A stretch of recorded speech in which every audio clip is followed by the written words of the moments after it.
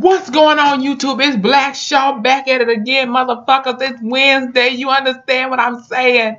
Listen, y'all, this was one hell of an episode. American Horror Story Season 8 Apocalypse. Episode 7, Traitor. Who the traitor, though? So, y'all, we kind of picked back up where we left off last week with the whole cutting up motherfuckers and opening and catching the hearts and grabbing the hearts with Adina as this voodoo queen, right? So she like cutting open this woman and like ripping her damn heart out, okay? And she's just bleeding and gushing out blood like a damn gusher, okay? But this is not a gusher I want to eat, okay? And we get back to this house and there's this lady up in the house. She said, you know, did you get it? And she was like, hell yeah. So I'm guessing in this envelope was a damn check in trade for the damn bloody whore heart, because come to find out that woman that the voodoo queen was ripping the hell out and everything, you know, that she was messing around with old girl husband, and she said, you know, pretty much he ain't gonna be doing none of that no more. So she shows her, Adina shows her the heart in a Ziploc bag, honey, like this damn fruit that needs to be saved from getting spoiled or rotten, okay? And they mix it up in there with some chicken feet, some raspberries, as she said, to make it go down a little faster. So they got the husband up in the bed, tied down, okay, 50 Shades of Grey type of shit going on.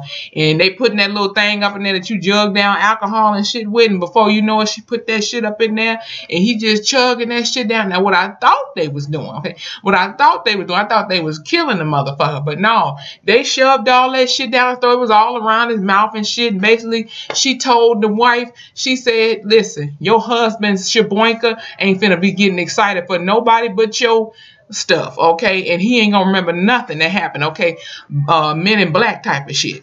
So Adina, or shall I say the voodoo queen, she walks about the place to be, and lo and behold, Fave shows up just at a nick of time. Cordelia, her and the voodoo queen, what the hell, they was talking outside, and the voodoo queen was like, you know, you got a whole lot of nerve bringing your ass up in here after what you did to old girl. And I'm guessing they was talking about Angela Bassett, from who she played, her character back during Coven. And Cordelia tells her, like, no, that's not what it was. We ain't had nothing to do with that. Okay.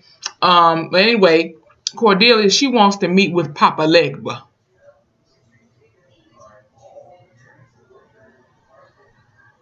Cordelia wants to meet with Papa Legba, but the voodoo queen told her, look, that shit ain't finna come free, okay? That shit gonna come with a price. And I'm gonna give you mine. The voodoo queen, she want her money and she want it now, okay? It's my money and I want it now.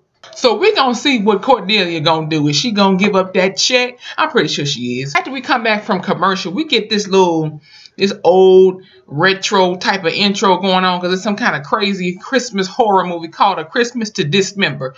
And I said dismember. I thought it said December, but it said dismember. I said, so who the fuck we dismembering up ahead? And so we got Bubbles McGee, okay, and we're gonna get into who she is in a minute, but she's playing up in this film. She's arguing back and forth with her husband, and basically she was saying, I ought to kill your ass, you know, I ought to kill you. And then the husband go on to say, oh, you ain't got the guts. And it's funny how he said guts, because that's right where she slashed his ass open, all of his guts and blubber and his urethra tube and all of his other stuff and organs and shit up in his system starts gushing out on the floor, and all this damn blood is all up on the floor. Now she trying to drag his ass out, clean that shit up. The little girl come downstairs talking about something, is Santa Claus here? And she said, no, child, go your ass back to bed before you scare him. And speaking of Santa Claus, okay, so we get a knock at the door. She's trying to scrub up that damn thick ass, wet ass, fucking messy ass blood off the white carpet and on the damn hardwood floor. We get a knock at the door, right? We get a knock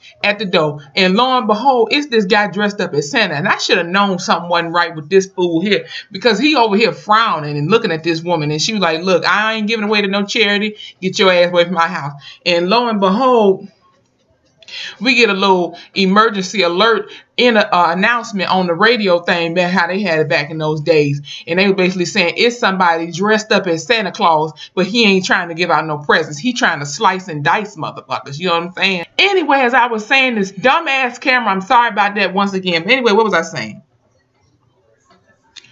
So yeah, there's a killer Santa Claus on the loose. She locks her door after she hears this announcement, Bubbles, okay?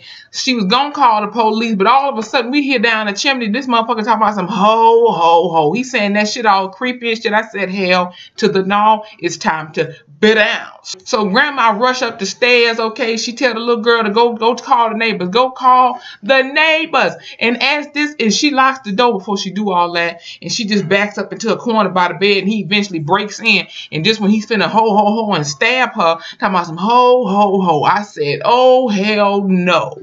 And that's when they say cut, because this was just a damn film, okay? And Bubbles McGee, she over there chilling. She getting her little break. She getting her little coffee break with her little croissants and fruits and matters of that or whatever. And this guy comes up behind her and say, you know, she still got it. And he talking about he got a boo-boo. And so she could read minds or whatever. And so she was like, you know, congratulations. You need to go take that shit right away. And lo and behold, Madison shows up. And they greet each other and everything. And the moral of that story is basically Madison figures out, well, she knows that Bubbles is, you know, a witch and that she could read people's mind. And then we go on to the next scene. Before we get into the next scene, I forgot Bubbles, she lets Madison know that her witchcraft is a talent of hers and, you know, the whole mind reading thing. And basically Madison tells her that she's been summoned because there's some shit about to go down. Because she was basically saying, you know, the matter of the world itself is at stake, okay? And that's when we meet Myrtle and Madison and Bubbles. They all at dinner together. And basically they are there to warn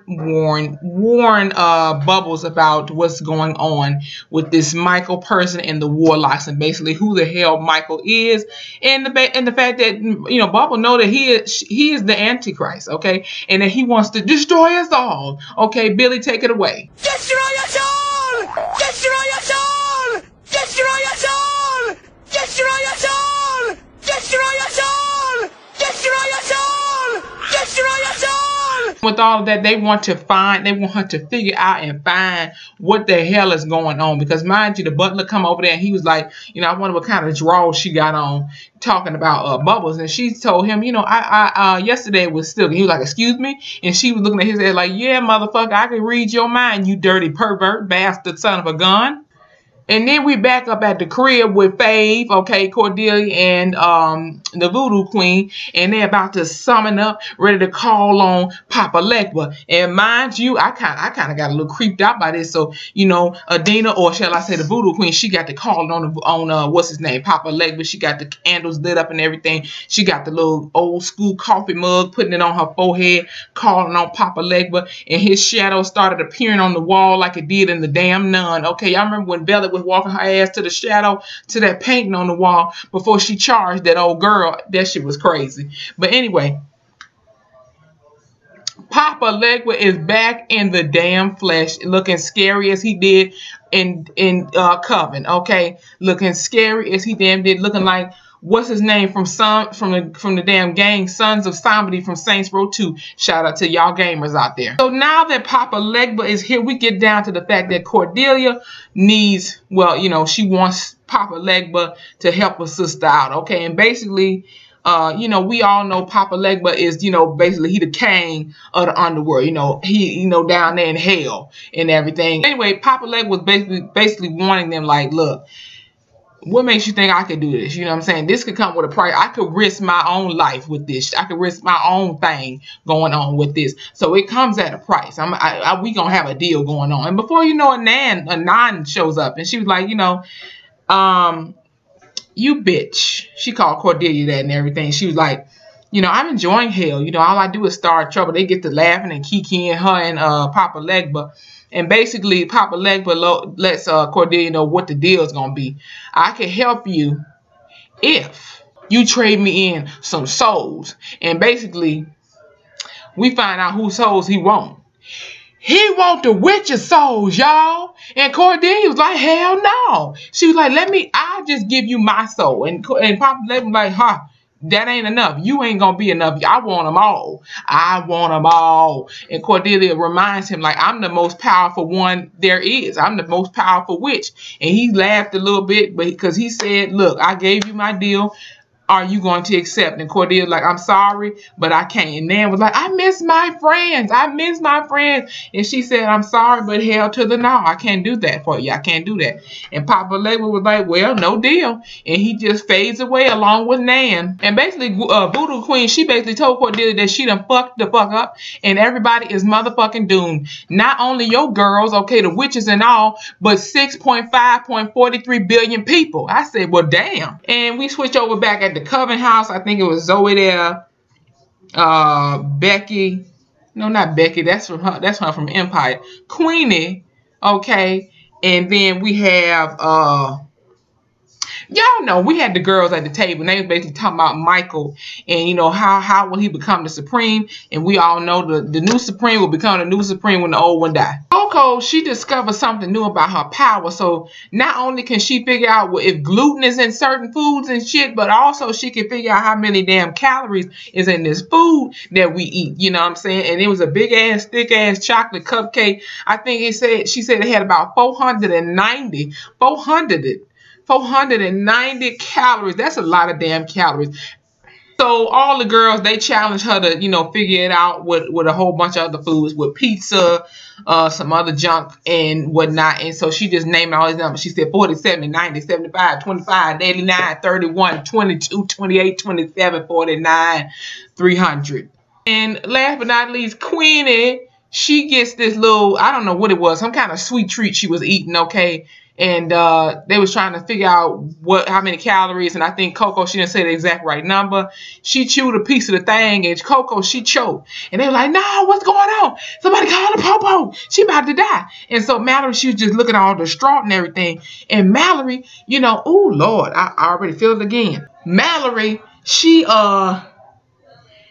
saves Coco, and this is how she did it. She cut open her little neck, her neck piece right here. Oh God.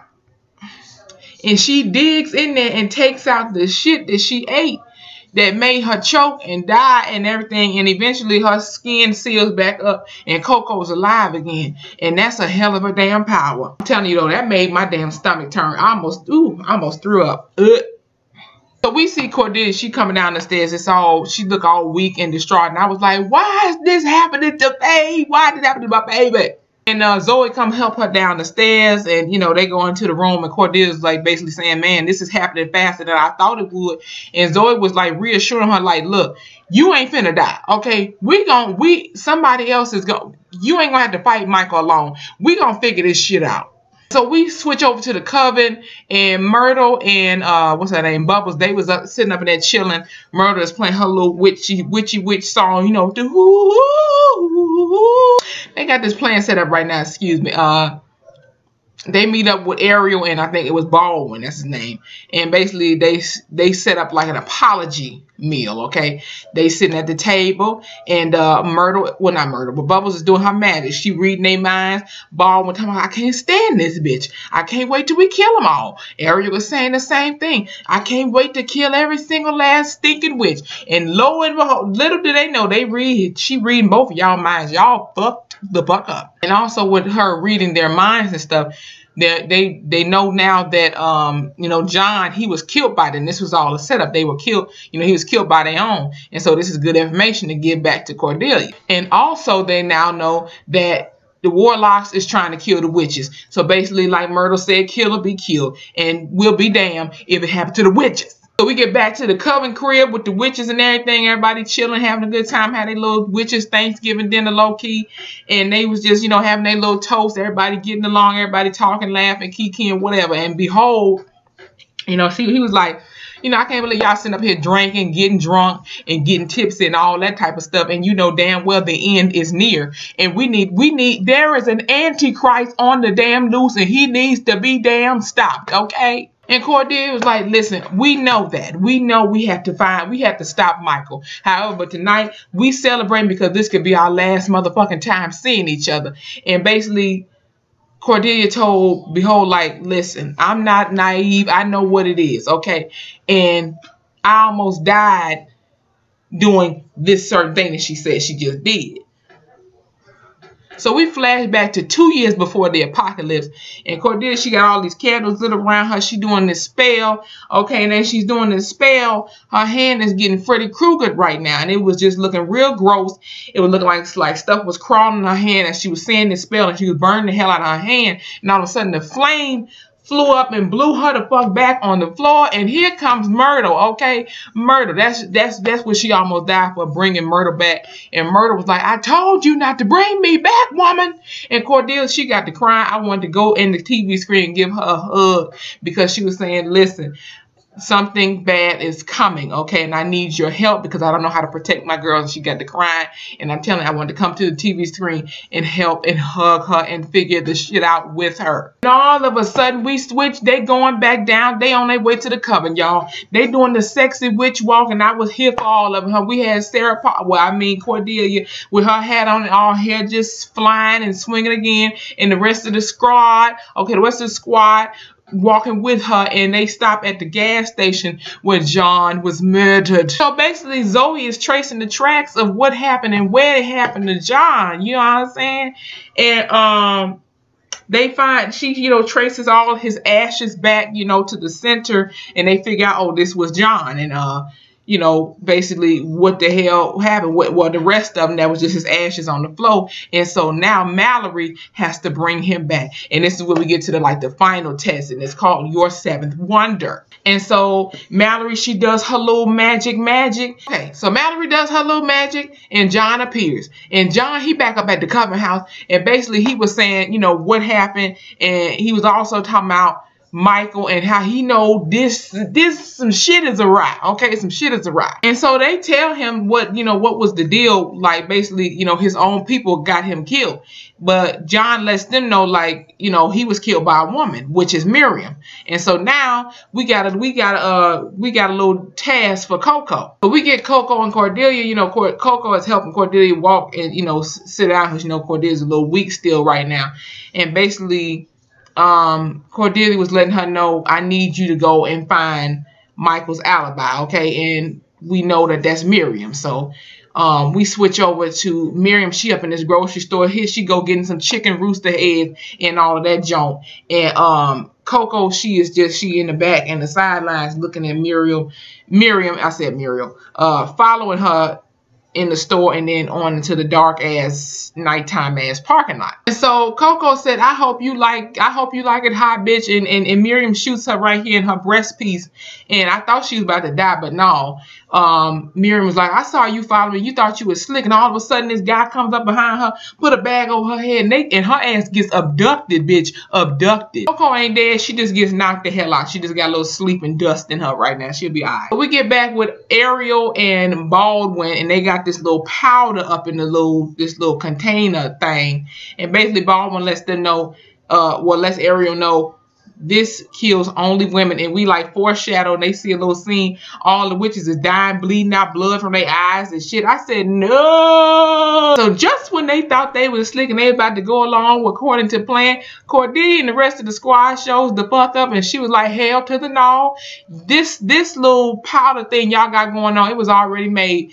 You just switched up the genders. And all of a sudden, Cordelia, she burns the powder. And they was like, look, your powers are weakening. Okay? You ain't got shit on us. Cordelia was like, say something else. Cordelia was like, say something else. Okay? She like literally sealed their mouths open, like made them motherfuckers disappear. They would do, So they take Miriam, Ariel, and Baldwin down to the lake of damn fire, pretty much. Had their ass tied up on ropes and all. And Cordelia says, I'm summoning all of y'all to death. However, I'm not going to light y'all ass on fire. Your brother is. So John, he come about the place to be. He got his little witch hat on.